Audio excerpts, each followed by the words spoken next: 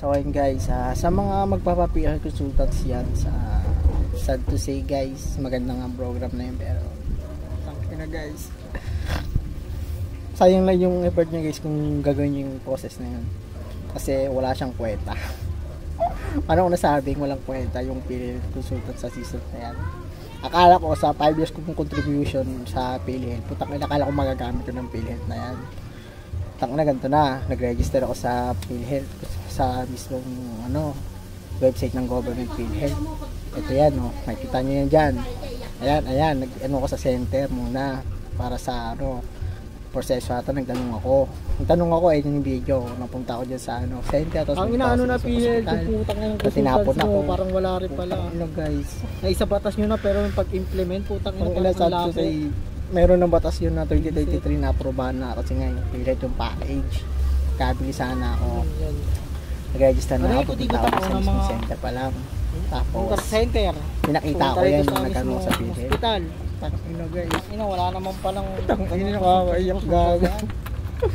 Wala palang ganun pa. Yung package siya. Nasaan yung package implement na nun? ng PhilHealth. Alam mo yung PhilHealth, tangina, magnanakaw talaga ito. Okay lang kayo magnakaw. Mabisa sila yung 90 billion. Tapos sa national treasure. Tangina yan. Tangina, parang nakakatabag ng vlog din sa PhilHealth. Kayo ng araw na to. Sa time magagamit ka ng PhilHealth.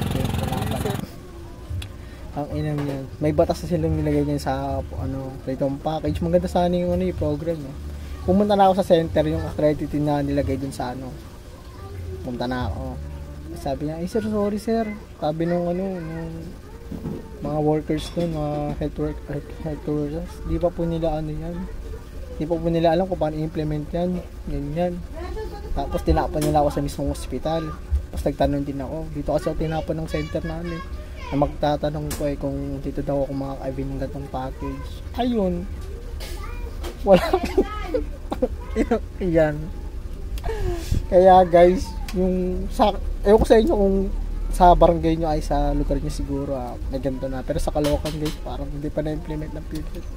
Pero meron na sa website nila yung pamimilian kung saan ka mag-consultants. Okay, wala pala guys. Ayan. Inang yun, alam mo yung naloko ka sa biyahe, ina pumila ka, akala mo magagamit na yung PhilHealth mo. Ina guys, teka, yeah.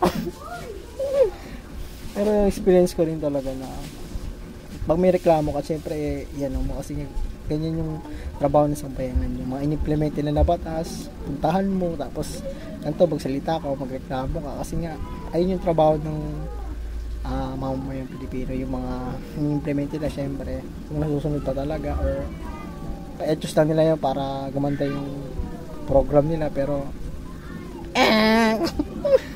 buisit na pinag video niya na yun, nakita nyo sa video, di ba? Malungkot pumila sa Pilipinas.